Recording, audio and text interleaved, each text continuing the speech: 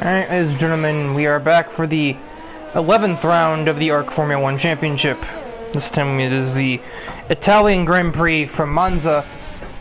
One of the best tracks to watch a race on, but one of the worst tracks to race on. Changed my mind. We have, well, currently a grid of 15 drivers. I assume there's everybody. We're waiting in the lobby for a good 12-15 minutes, so I would hope to God. This one is going to be an interesting race. I'm not even going to bother running you through the point standings, considering the fact that nobody is close together. It's a complicated mess of points. I can just tell you with almost guaranteed, with the utmost certainty that Lee Kelly is going to be the points leader by the end of this race by some margin. Even if he DNF, he'd still have like an entire race worth of points, championship lead-wise. And he's also going to be the first person to start his lap, so we're just going to leave the camera on him as he head towards the last turn to begin his flight. Actually, I'm completely wrong. There's a Renault in front of him. It's Dylan, who is apparently subbing for Mikey DeJong on the Renault team today, even though he was not here before. So he's the first one to start a lap. I could barely see his yellow dot on the map, so that's my error.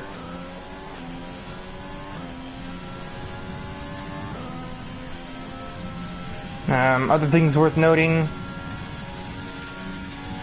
is that this Racing Point driver is still Christian Pacheco. He's just on a secondary account.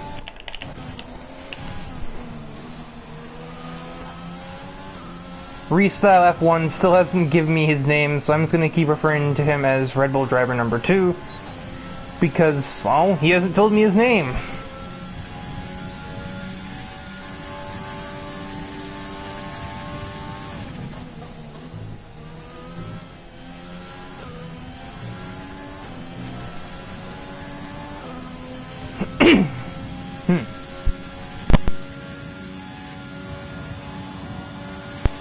I think we've gotten that out of the way though.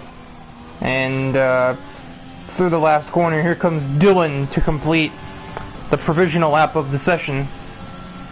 It's a minute 19 for him. And I don't remember what order everyone came out in. No, Lee Kelly abandoned his lap, so Kyler Boggs was next to complete his. Here comes Fidel Fabian to complete his lap at 21.3. As Christian Pacheco is beginning his in the distance. Trying to look on the map, but I'm sitting far away from my screen. Jake Scarborough goes second on the board with a 20.5.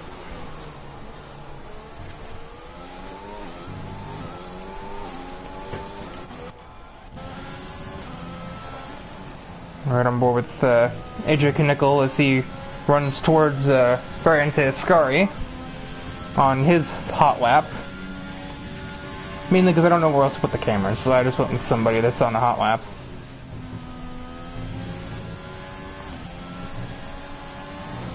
Gets all of the curb there.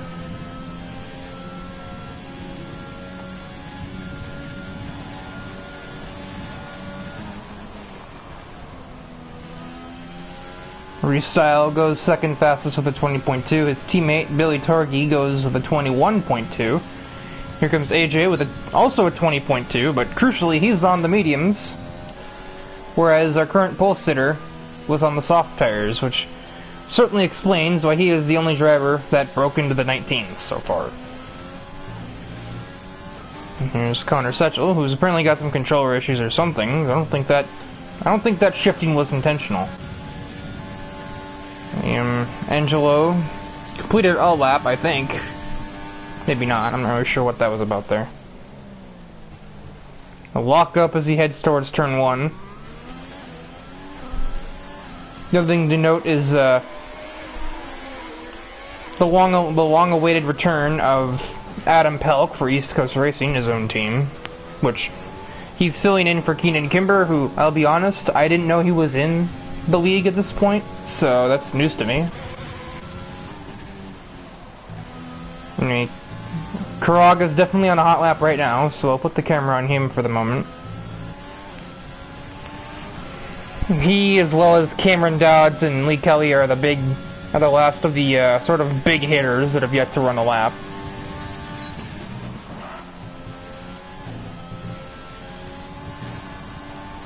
Bounces off the curb, and there's a corner cut. His lap is done.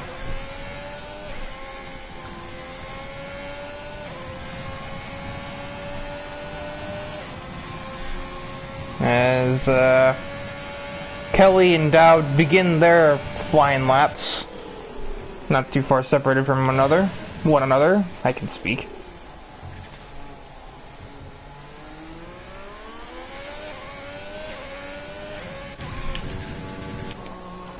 Adam Pelk not much further ahead from either of these two cars either. It's actually a very possible risk that Lee Kelly may catch Adam Pelk on his flying lap. They're only about a corner apart.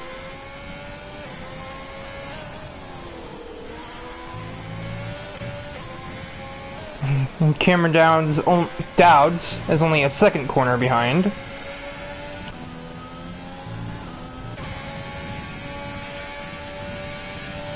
Connor Setchell ran a 19.8 on his lap that I cut off to look at the big guns down here that haven't finished a lap yet.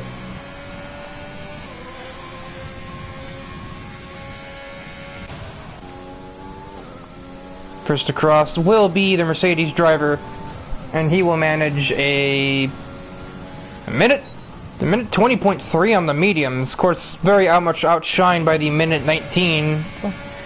That's a minute 18.3 and minute 18.4 for these two drivers. Okay, well, I've identified the skill gap. It's right there.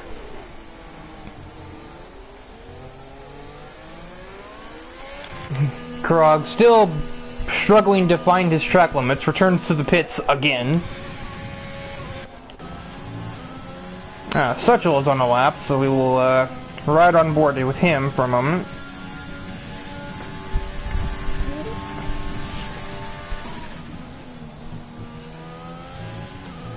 He's definitely dealing with some controller issues right now. He's making a lot of shifts that I'm pretty sure he's not trying to make. May prove costly later, might not. We'll just have to hope that it doesn't.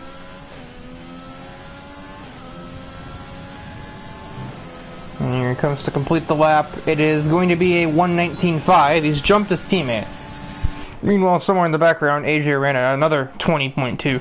That seems to be the average, is a low 20.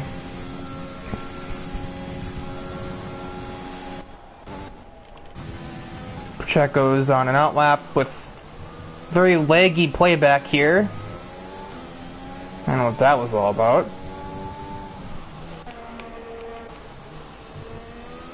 I believe, well, Kyler Boggs may have been on a lap before, but it's not much of one after that mistake.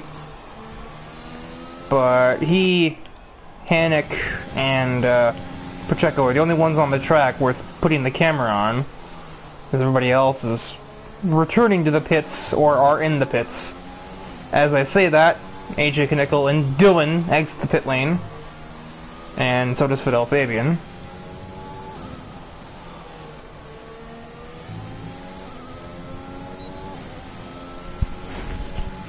And yes, I am keeping the running thing until I'm told his last name. I'm just gonna keep overemphasizing the name Dylan every time I say it.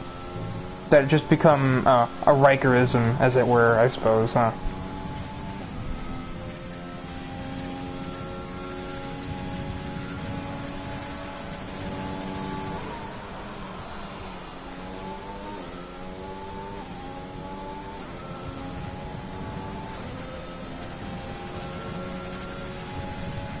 And he will begin his lap, as I was busy trying to see what my tablet was doing. Pacheco is already in the midst of his.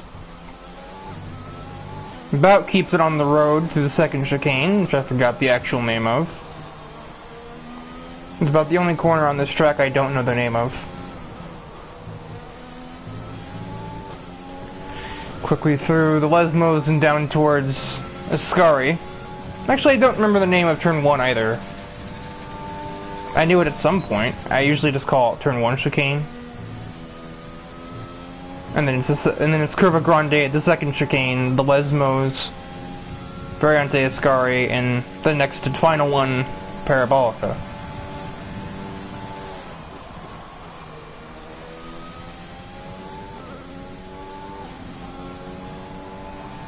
And Pacheco's going to just abandon this one. It has not been very fast. You'll see what Hannick can produce here. There's Liam Krog also in the midst of his flying lap. He seems to be struggling a little bit, even on that one.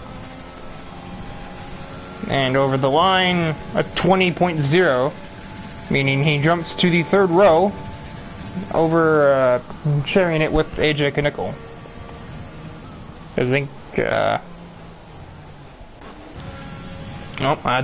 that was interesting. Just suddenly see. As Cameron Dowd is about to begin his next attempt. AJ ends his.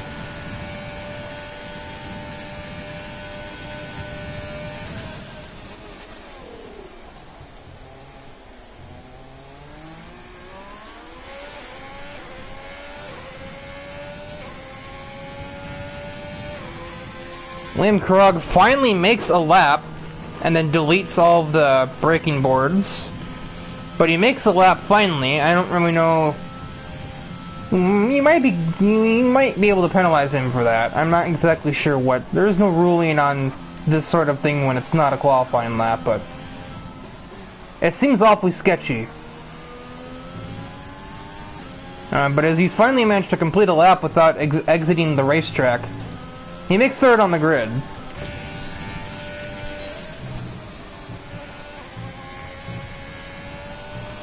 Dowd's invalidated his lap, but that's apparently is not stopping him from going at full tilt anyway.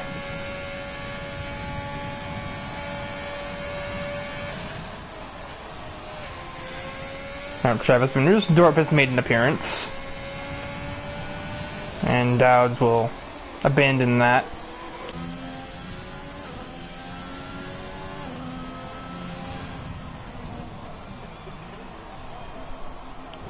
Make extra sure you don't speed, even though it doesn't really matter all that much here. Actually, what am I talking about? You get a rip on AP speed here. I'm dumb. Here comes Fidel Fabian to complete his next run. He breaks the 19s, 19.64, and that is his qualifying session done. He may be out of tires, but there's nobody else coming. So, I mean, you're not really supposed to do that, but it's not going to get anybody's way right now.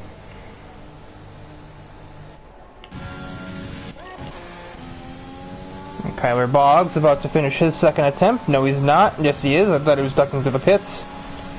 He makes a 19.3. So the average has kind of moved from a low 20 to a low 19 at this point. Or a mid 19, I suppose. Major Knickel to begin his flying lap. Meanwhile, Adam Pelk is about a third of the way through his flying lap. Billy Targi is on his way to complete his.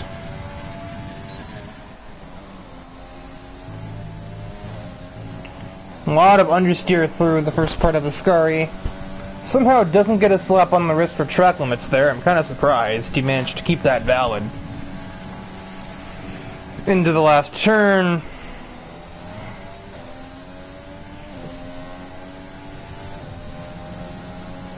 And abandoning the lap. Johnny Parker and Christian Pacheco have still not made a valid lap. As meanwhile, Cameron Dowd's on yet another outlap. As are Krog and Doohan try and challenge for pole, as Lee Kelly is sort of just idling. Adam Pelk manages a 19.5, which puts him right in the middle of the grid as far as people who have actually completed a lap.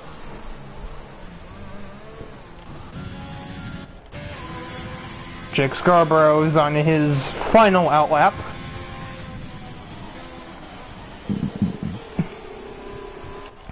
I saw something behind him, but I did not. Here comes Knickel to finish his lap. A 19.2, that's fourth on the grid, right alongside his teammate for the moment. There's going to be a lot of stuff that's going to challenge that aspect. Like Connor Sechel, who just ran a 19.1 and split the two McLarens. Liam Krog begins his lap. Dylan already on his. I believe he's already gone around him. I was going to say he's going to run into AJ here. And there he goes. I wish I could just run curbs like that. I'd probably still be racing if I had that kind of precision, but no, I'm lucky to make that corner and not accidentally almost die on a sausage curb, so well, that's why I'm in the booth and they're not, you know? Lee Kelly has sensed the presence of adversaries, and he is back on an outlap after getting out of the way of the Red Bull, who is also on an outlap. Out of Ascari, Cameron Dowds with the slightest increment of an advantage over his previous lap. One last corner to tackle for him. A little bit of understeer, but not out of the course. Does he steal a pole? No, he does. He takes it by a tenth and a half. So an 18.24 for Dowds is now the pole. And here come his challengers, the first of which, Liam Krog, who runs in 18.6. He improves marginally, but he doesn't improve his position. Dylan invalidated his lap. Connor Sechel has returned to the pits. And so we'll put the cameras back on Lee Kelly, as he's the number one driver to look at the moment. As he attempts to contest pole. Or rather, take it back, as it were.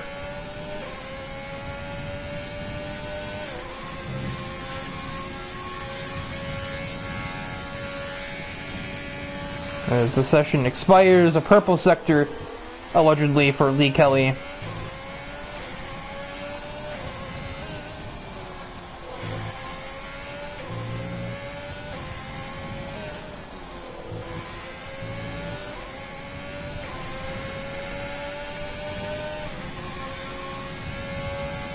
You may see some traffic on the way, though. I think that might actually just... Yeah, that's somebody else that's in front of him.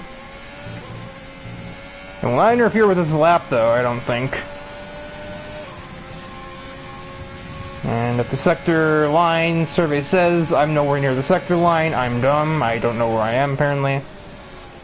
Into the final corner, definitely stuck that in a lot better. I'd be surprised this doesn't blow that pole lap out of the water. An 18 flat. Meanwhile, in the background, I think Restyle moved way up to an 18.8 for fourth on the grid. And I believe the last driver to actually finish his lap. Here comes Jake Scarborough. Nicely out of the bottom, out of the last turn. And it'll be a 19.3 to put him 8th on the grid, right in the middle. And Van Oostendorp has finally managed to get himself on the track. And then, out of gas at a brisk 107 miles an hour, here comes Adam Pelk to finish his lap and the session. And my throat's already a little bit irritated with me. But, this is only the beginning, throat. The challenges of having asthma and trying to commentate. Lots of coughing, lots of sore throats, and I need to grab a bottle of water while the thing advances. Hardly professional.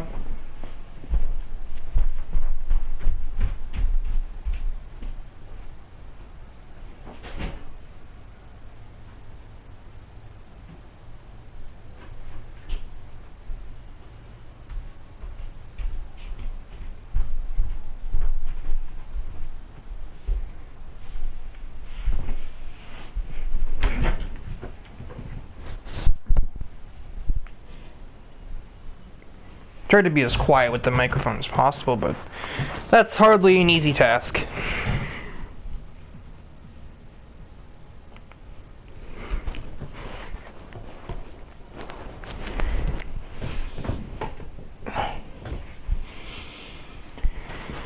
as we get settled in, as the formation lap is about to get underway. I can't really say there are any major storylines going on. Not like Rail Up one season where, you know, there's been all kinds of stuff. There's nothing really been consistent here. The only thing that's been consistent is, can somebody actually topple that Alfa Romeo driver up there?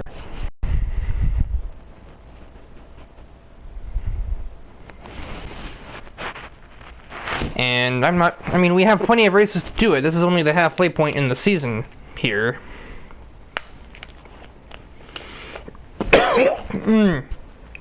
Excuse me, not out of time to mute the mic there.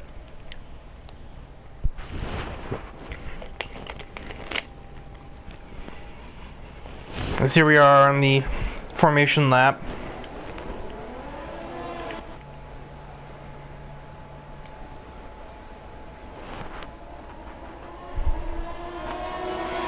That was odd.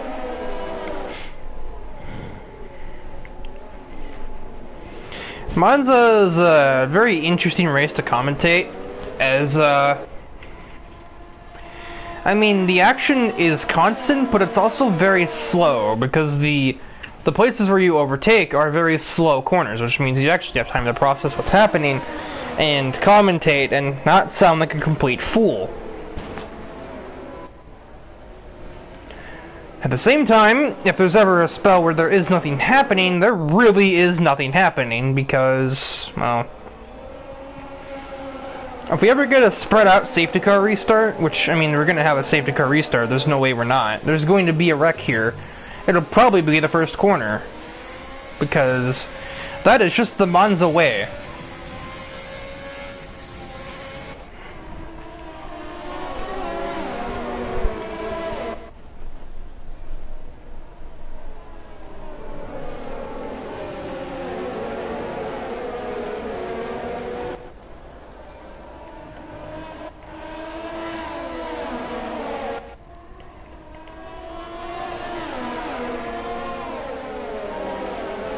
We saw the projected strategy there. Tire wear is not really that much at Monza. That's kind of what happens when we've only got 10 corners.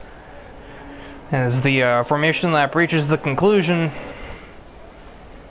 get ready for the timing and scoring glitch. That's going to inevitably happen 2 laps from now, but more importantly, get ready for the start of the GP. Kind of wish that camera stuck around longer.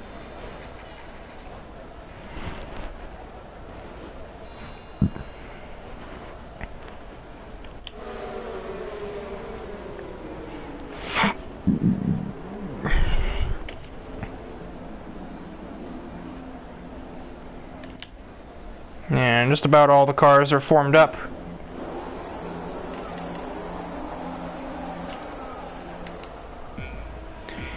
And the 5 red lights light up, and we are green from the Italian Grand Prix. The Red Bull automatically moving over to make an overtake on the Ferrari's poor start. Lee Kelly gets away massively well. I see a Renault in the grass as they head towards turn 1 at a bustling 45 miles an hour or so. We might be too wide. No, we will not be too wide through Curva Grande. It's business as usual, as far as I can tell. I do believe that Red Bull was not there when we started. We got 3 wide. The 2 Renault drivers have forced themselves into the grass. I don't know which one is in the grass and which one was the one doing it, but a little messy teamwork there. And now we head back down towards Variante Ascari. Big moment for the other Renault driver. That has spun a racing point out in the back. Again, don't know which one that is. Can't identify until we bring the UI back. You have 2 wide between the 2 Haas cars. Nope, that's an AlphaTauri. We probably just got a corner cut warning for that, despite it not really being his fault. 2 Mercs in the line. And it's pretty evenly spread out, but that's just kind of the way that first laps go. And it was Christian Pacheco that spun out, and indeed, Red Bull was not there when we started the race. There's the timing and scoring glitch. We are not on lap 3 game, and AJ Kinnickle is definitely not leading right now. Surprisingly, no major errors on the first lap. We didn't really have any utter deaths. However, we do have Christian Pacheco speeding into the pit lane and picking up another time penalty, or picking up a time penalty, another one. It's the first one of the race striker. Now it'll start to spread it to fix itself as everyone hits the first sector line, and that seems a little more like it. And currently, Restyle F1. I guess it's not a bad name to say. I can at least say that, you know, Restyle. It's not some weird name. There was a point where we tried to move to using usernames, but then I had to remind us that then I had to remind everyone that trying to say a name like whatever the heck Christian Pacheco's name is down there, or you know, Carbrinacon, I'm not sure. Well, speaking of the devil, he just got a penalty. I'd much rather use real names. That seems A, more professional, and B, it's just easier to say, you know, it just seems easier to say the name than their username sometimes. There aren't too many of the bad ones here, but it gets pretty weird. There's a yellow in Sector 2, but I don't even know who'd be over there right now.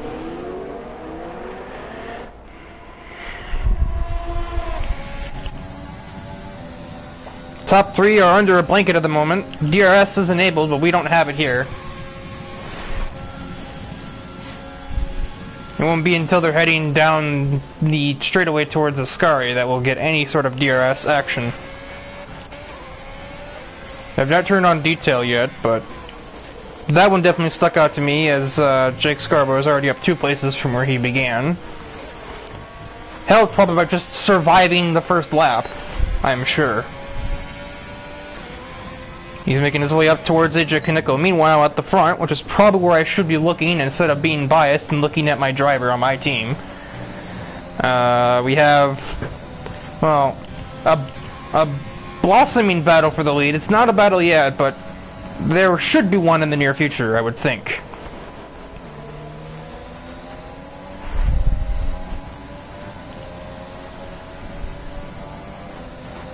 I don't know what Parker's doing on the mediums at this point. He obviously chose to start on those, and I don't really see the idea. The problem is everybody at the front here is running such high downforce that they're all kind of reaching the same tops, or such low downforce that they're all reaching about the same top speeds. So turn 1 isn't really that great of a passing opportunity for the leaders.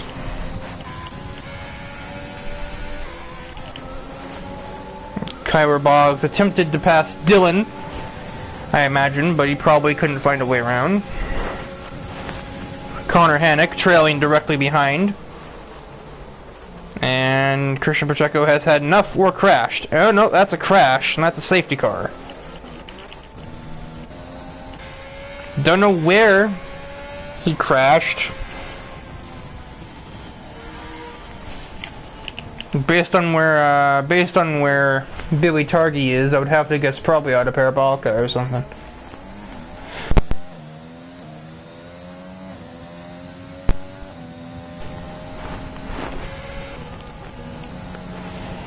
So here's the safety car I expected.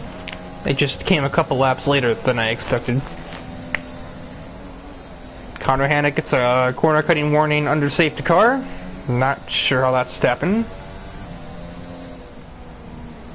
And all the front cars enter the pit lane. Restyle just about runs Liam Krog over as he gets more aggressive entering.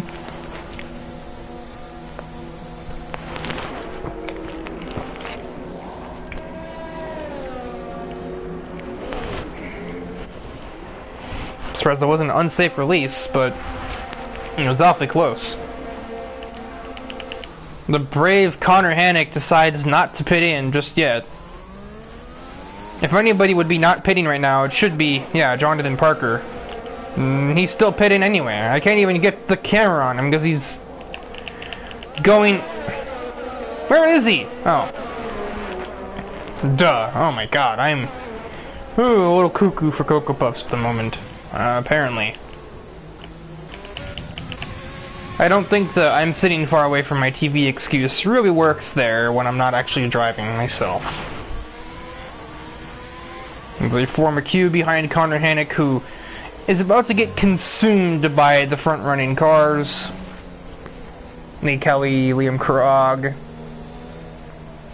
the Red Bull driver, Cameron Dowds. They're all going to eat him up like a hamburger at McDonald's as soon as the safety car goes back in.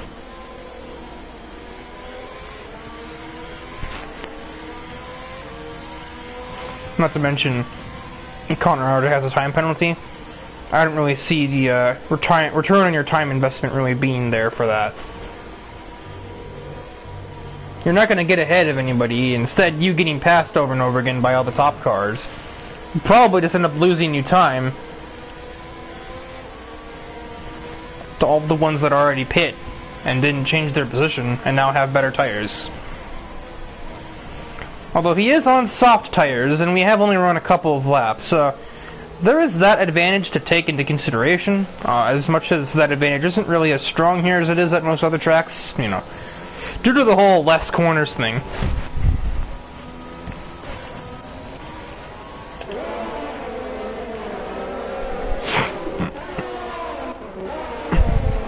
There's a drawing.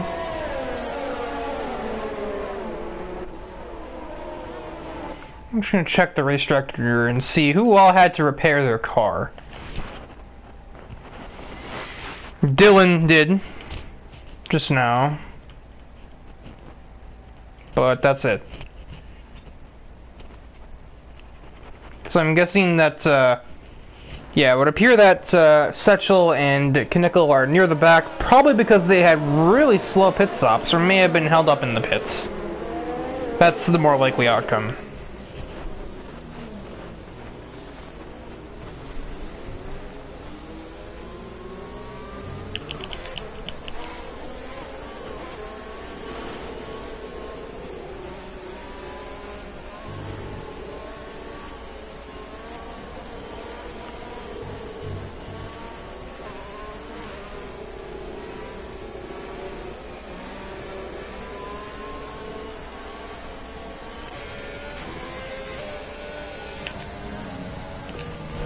If I favor anybody's position right now, honestly, it's probably Karag, because if Connor Hannick can hang on for dear life for a lap or two, until DRS is enabled again, we can see him use him as sort of a pick, NASCAR style, to make a pass for the lead.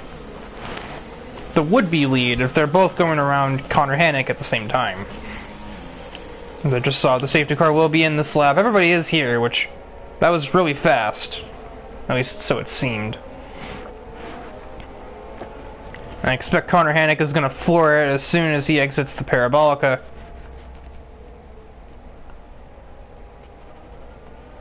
And he has floored it. Well, he was actually a little bit late, but perhaps the game didn't let him. And we are green again as we got this weird helicopter cam going. And that is a train!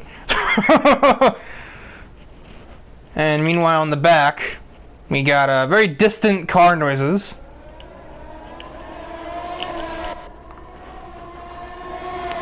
Hannick's already being under constant attack from that Alfa Romeo driver. It really did not take all that long. But he needs to get it done pretty snappy or there's going to be trouble. Spaces left. Jake Scarborough gets a time penalty, but considering he was alongside somebody and just spun out, I think, I don't think it's his fault. Welcome to strict corner cutting. You get penalized for being run off the road.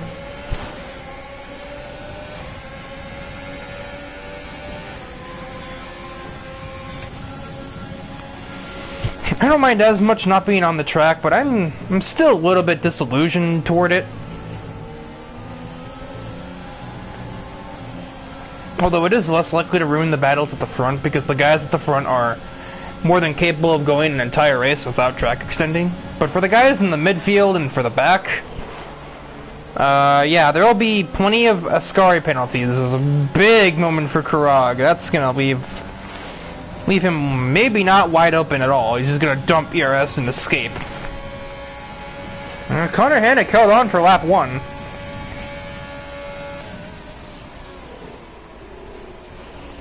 Kelly locks up a lot. Hannick loose on the exit of the first corners. Is Kelly close enough to make an attack? I want to say no. No. Not here. Not anywhere on this track, to be honest. Cameron Dowd's just kind of watching from the distance. Adam Palk is running P6 on his first ARC race in several months, having been away for some time due to personal matters.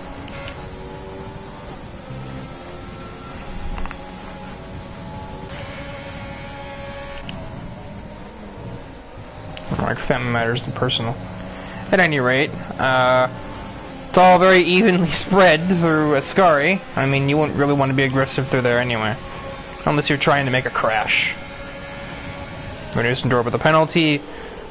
Billy Targi out of the session. He has been Ascari'd, I think it's safe to say, and there's yet another safety car. And Hannick has entered the pit lane. That was very opportune timing for him there. Although, I don't think anybody else would be coming in with him, considering if they were, they'd just pit 5 laps ago. That was a safe release, okay.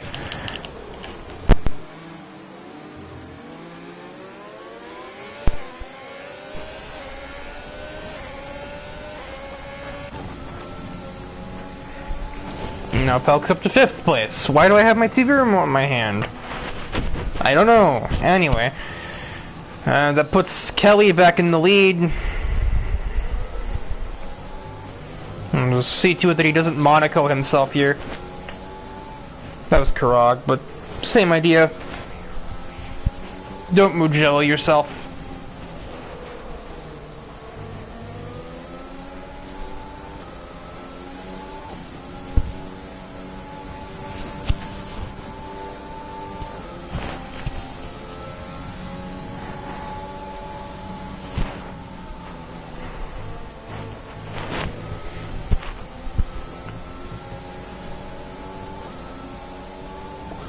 Very fast oh wait, no, never mind. The safety car's not there yet. I'm dumb. We have to catch it.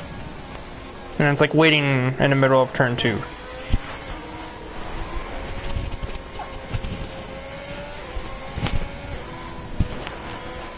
I call it turn 2. Chicanes are 1 corner to me. It's 1 braking zone.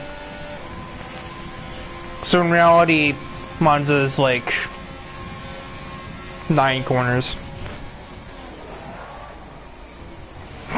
Locking up under safety car. That's a new one.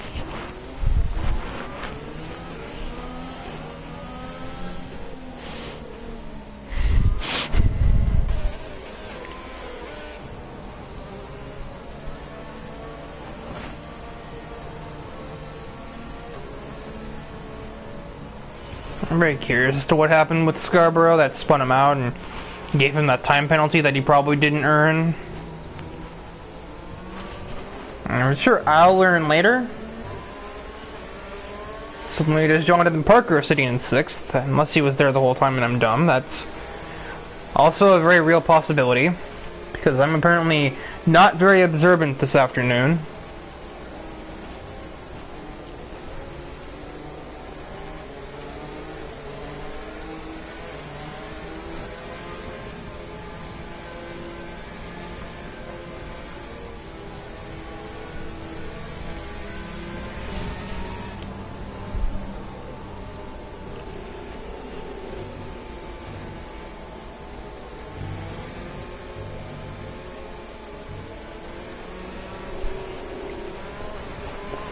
Safety car will not be in this lap. I guess it's probably impossible. We've only been behind it for 1 lap.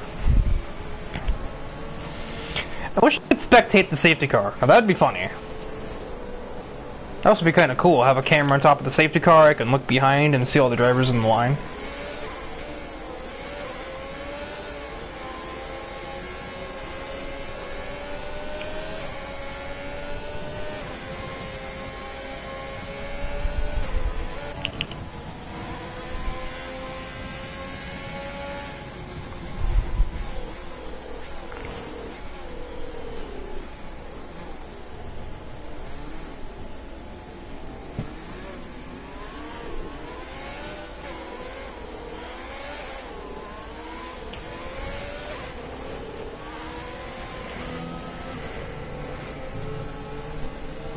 I always struggle with commentating over safety cars. I think I made this joke last week. Or made this, not really joke, but this comment last week, and then it's hard to talk over nothing that's happening. No, that's impossible because there wasn't a safety car in Belgium, not a full one.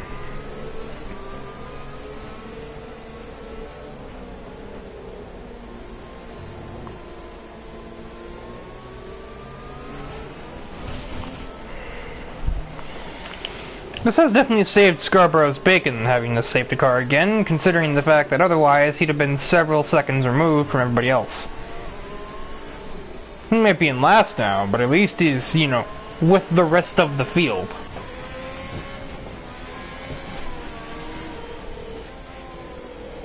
And now the safety car will be in. Obviously everyone's here by now.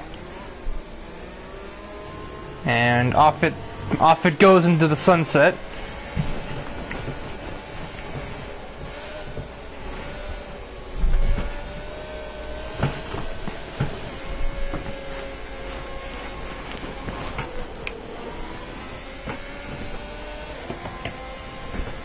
He's going really fast. This is going to cause a stack up. He's going to brake.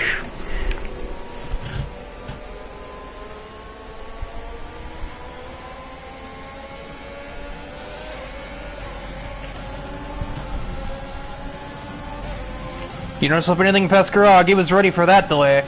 And he is on your gearbox, Kelly. They're too wide into T1, but B. Kelly lockups himself into T1 better. There is a stack and a half at the back. Probably some damaged wings out of that.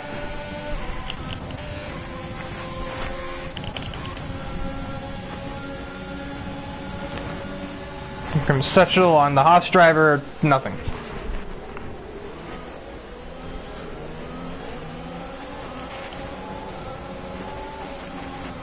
Here comes a squeeze. Never mind, because Vinnystrup has run wide and made that pretty easy pass for Mr. Boggs here. Another very wide moment for Vinnystrup. That's left him on the curb and just about backwards on the track. What? Oh, fighting for 12th place. Sorry, well, no, 12th place. I know how to do numbers. My God.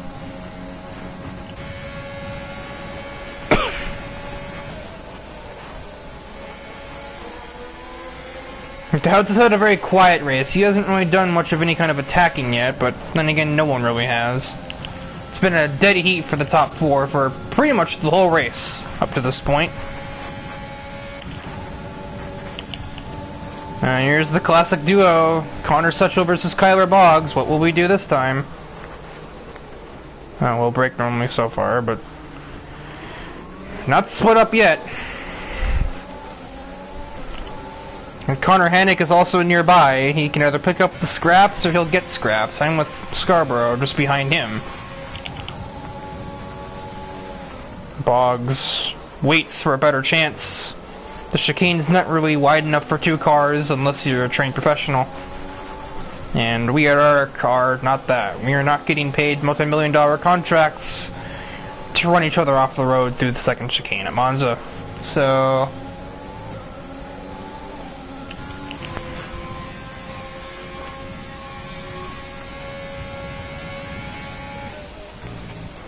next time we're going through that straightaway, we'll have DRS, which will make things a little more interesting, but for right now it is very processional at the moment.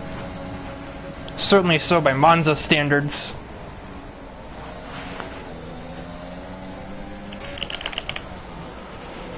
I saw the gap really go down, but Connor Hannick could not find a move. Maybe he can here. He's dumping ERS. Kyler Boggs a little late on the uptake there.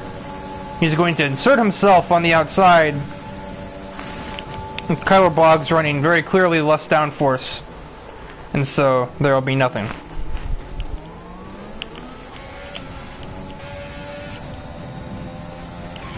It's all very even at the front. They're probably all using the same setup, knowing them.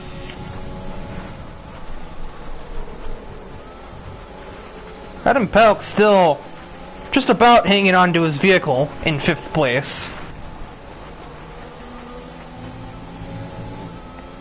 A big day for ECR if you can keep this vehicle here. There's another yellow. I don't know for who. That's apparently Travis, but he's not really backwards or anything. Lee Kelly gets a critical time penalty there. I assume probably exit Ascari. Fidel Fabian matches, as does Jake Scarborough.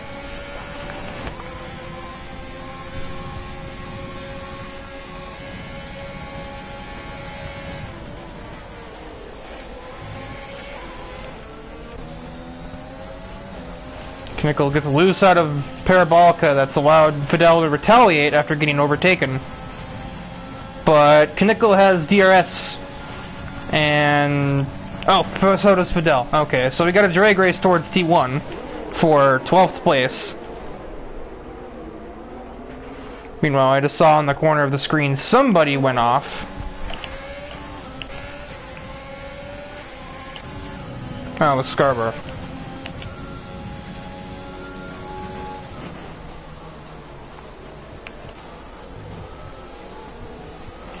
Meanwhile, Knickel having to do the same as he overcooks it. Still gets a penalty for that. Yeah, no. This game doesn't make any sense with that, believe me. Everyone knows by now. And meanwhile, Dylan is getting ever closer to the Mercedes driver ahead. He's taking Johnny Parker with him. We have another yellow in Sector 2. I don't know what this game is on about. Oh. Well, he was having a really good run, but I think Adam Pelk just got Ascari'd.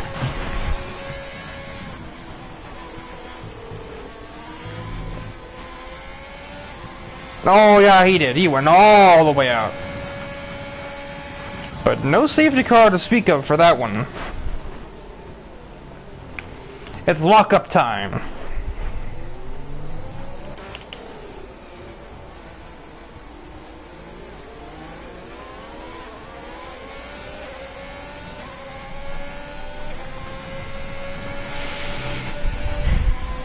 Jonathan Parker's up to 6th from last on the grid from not qualifying.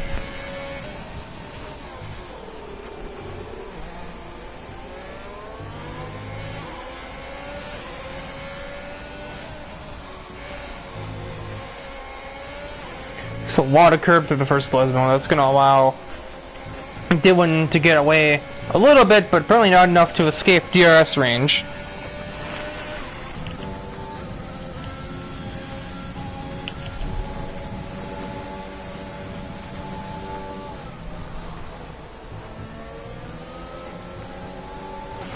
Suchel is massively loose through the second part of Ascari. Somehow, though, Kylerbog still doesn't have a run. Was that manual?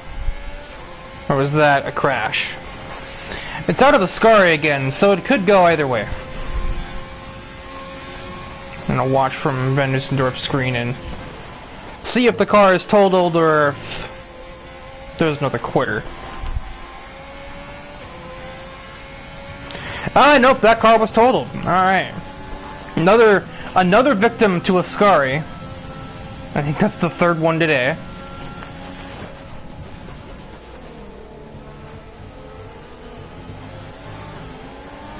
I think it also took out Billy Targi earlier, then it claimed Adam Pelk, and now it's claimed Scarborough.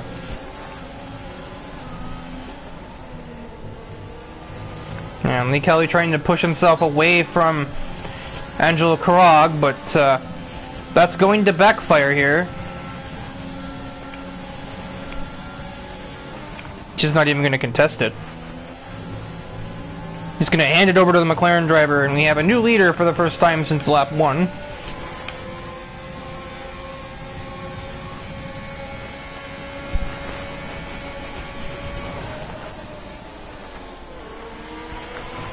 Tyler Boggs receives a penalty through Ascari.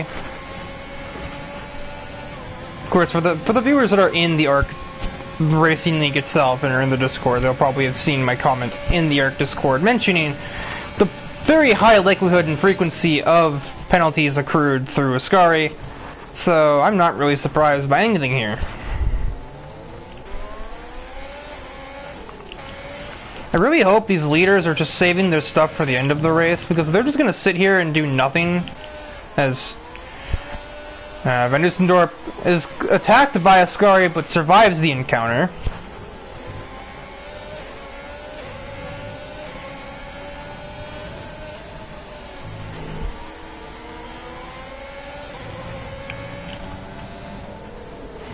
As I was saying, I'm really hoping these leaders are just saving their stuff for the end of the race, because they're just going to sit here with all their ducks in a row for the rest of the race. It is not going to make for very thrilling commentary. As Van Dusendorp gets a speeding penalty, probably can't brake with no front wing.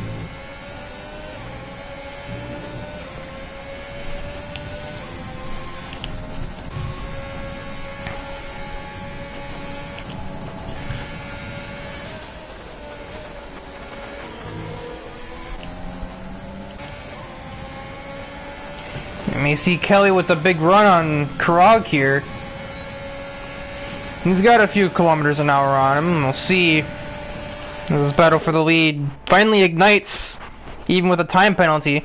They're too wide into turn one. Lockups from both drivers, as we're probably used to seeing by now. And Krog will be the victor in that encounter, but I just saw out of the corner of the screen there that Jonathan Parker is also caught up to this group. And amidst all of their combat. That's not Parker, that's the left car of Van Dusendorp. Whoops. Karabog with yet another penalty. I don't know when that was. I can see how he's getting them. He's doing everything in his power, including all of his fuel and all of the track limits, to try and get to the Renault ahead of him.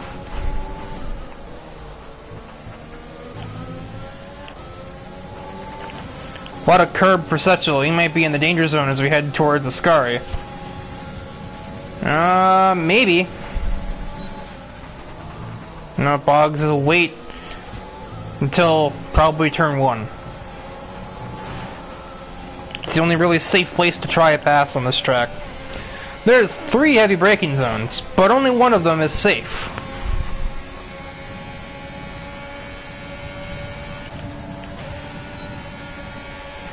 Now Kelly's just not even trying.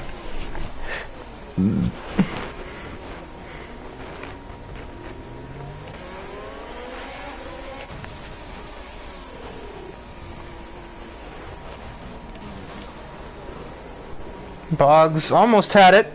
He just couldn't find the momentum to get around there. They about touched bumpers through the exit of the corner.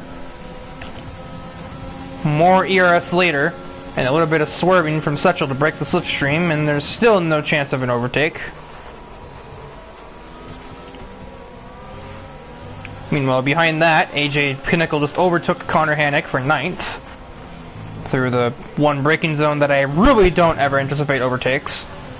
And then Hannick receives a penalty for extending the track there in Lesmo 2. Boggs isn't even trying on this occasion. He's not using ERS. I think he just turned his fuel mix down. He still hit 207, such as the immense top speed of a car that has DRS on this game. I think Kelly's probably not even close enough to try here. But he's still got more speed going. He's trying to just runs the fastest lap, but, you know, at what cost? Another lockup from the Alfa Romeo driver. At this point, is he even locking up on his end? A huge run for Kyler Boggs is going to probably bury that one. We'll see if Setchel can attempt to take revenge and overtake him back for that position. Or will he just be consumed by the McLaren driver behind him? Probably not, because AJ Nichols is just about out of ERS. He thought about it, but there's nothing doing, so he'll just wait. Knowing how these two have fought before, AJ's probably waiting for the next crash. Dirty air is starting to really hamper Sechel's spirits here. Almost said the wrong corner. That would have been a sin.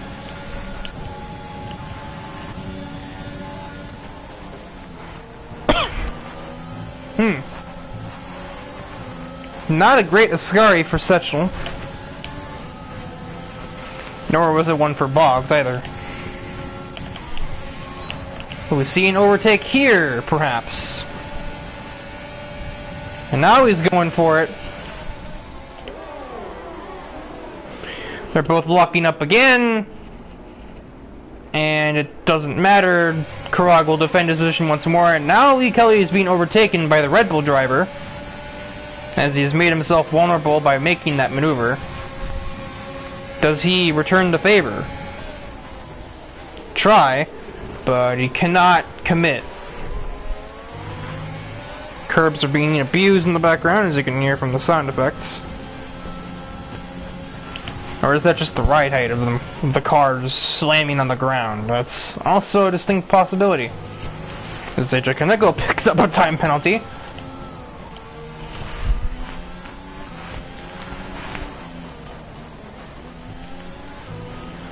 Hanek finds another one. Everyone's getting desperate and pushing themselves to and over the limit. Connor Sechel is all but lost the plot with Boggs at this point. May have made a mistake or something that has caused him to lose a lot of time.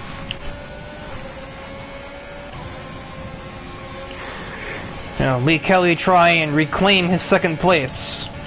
Can he even do that? There's pretty much no downforce on that Red Bull from what I can see. Not in that setup, anyway. More profuse brake locking.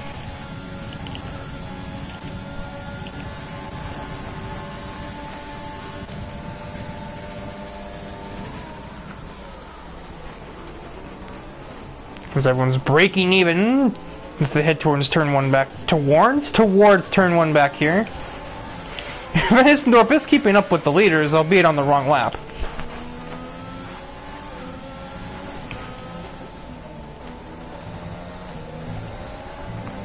Now is where we may see a real battle for the lead. Neither of these drivers have any penalties.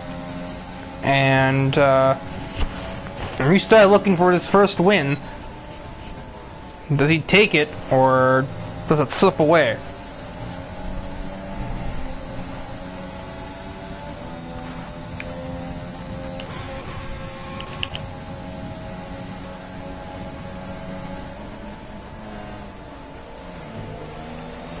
It's all going to be about place or time and place as we head into the final 4 laps of the GP. Who is going to be where when the last lap hits?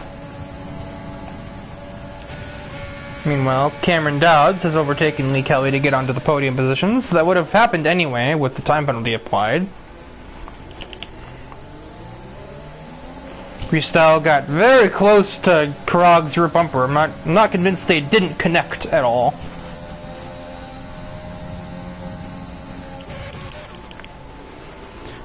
Bit of chaos as we head through turn 1. Kinnickle just about pushes himself around the outside of T1. And he will now chase after the racing point ahead. Sechel has some bit of a run, but it's not going to really matter, I don't think. And then he'll get a warning for a penalty for his troubles. Well, the corner's too wide going into the Lesmos. Hanek just about mowing the grass with his front wing there.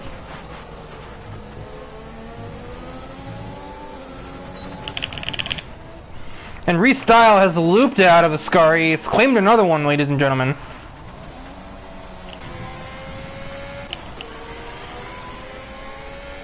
You still have a shot at a chance at a battle for the lead.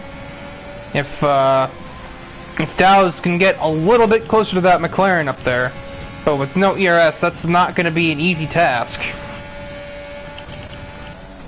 That puts the Red Bull driver back down to 5th place.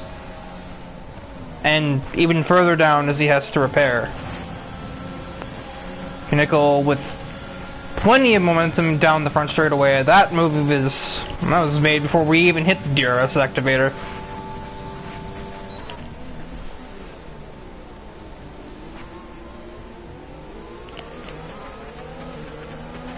they've all caught up to Dylan. I'm not sure if he made a mistake or what is it, but... And here comes Kyler with a big run through Curva Grande.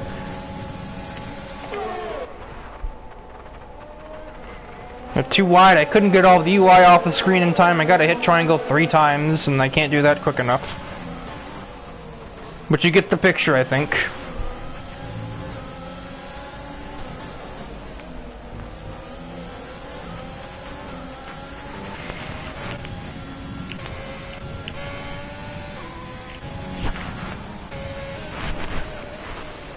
And Dowds has pushed all of his ERS to get to where he is, so he doesn't have many resources left to get back towards the leader. Especially not with the looming threat of that Alfa Romeo driver, who made a pretty easy maneuver considering he has no ERS and no DRS being ahead of him.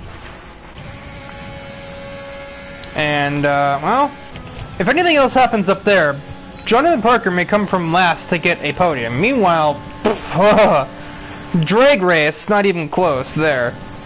Ejikuneka with another easy turn 1 move. He must be very good at exiting Parabolica.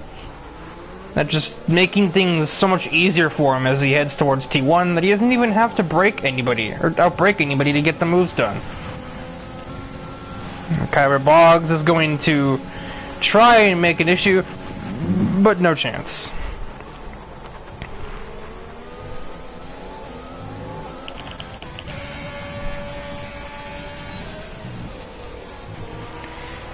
The Kelly attempting to get close to the Renault engine McLaren driver ahead, using his ERS to drag Cameron Dowds with him, but with only 1 lap to go, I think it is a little, just sort of too little, too late.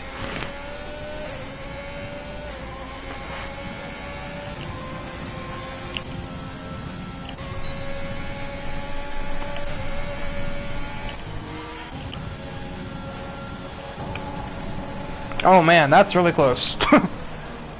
Oh, I thought he was gonna send that. My eyes got very wide there for a moment, I will not lie. Everyone gets CRS, DRS. Not ERS. No one has ERS in this train. No one.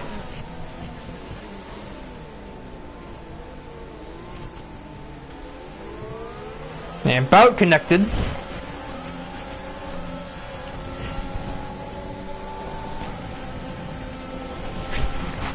Box has no ERS to push with.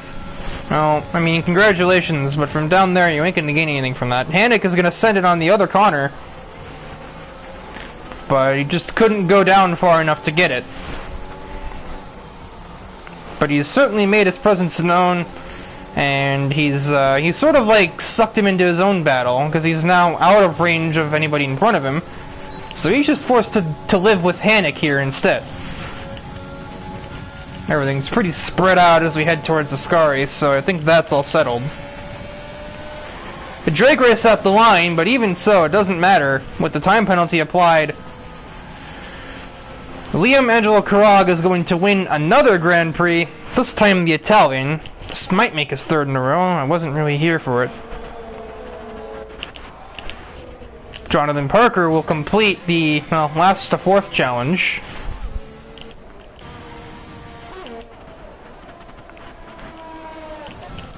After penalties, Dylan is 5th place. And AJ demoted to 8th, but one of them I know for a fact was a complete lie. And Connor Hanek will take the last points position. Fidel Fabian apparently was 9th. He must not have had very many penalties.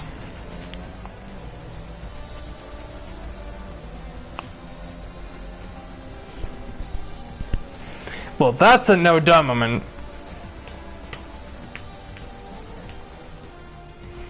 And yet he managed to get there despite not really passing anyone on track. Everybody that he got ahead of, he got ahead of from either not making pit stops when they did or mistakes.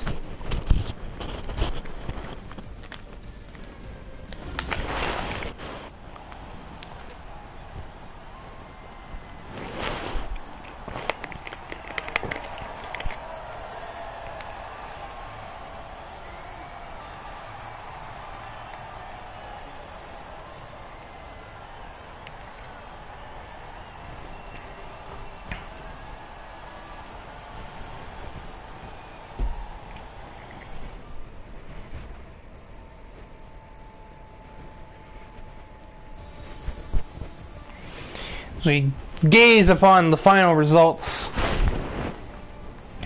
It was clean at the front, but as we get towards the middle of the pack, it is not pretty for penalties. Connor Hannock had 5 total penalties for a grand total like 15 seconds.